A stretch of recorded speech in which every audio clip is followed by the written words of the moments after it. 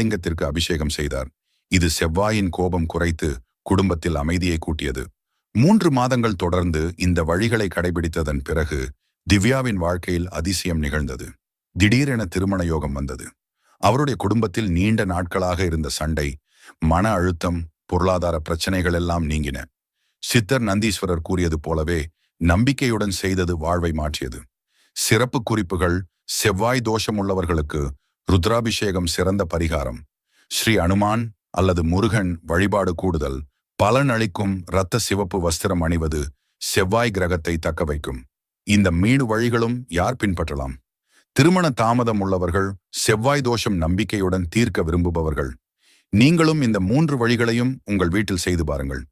வாழ்க்கையில் அமைதி, ஆரோக்கியம், ஆசீர்வாதம் உங்கள் பக்கம் வரும். ஓம் நம சிவாய. நலமும் அருளும் உண்டாகும். இந்த வீடியோ பதிவு பிடித்திருந்தால் லைக் அண்ட் சப்ஸ்கிரைப் பண்ணுங்க.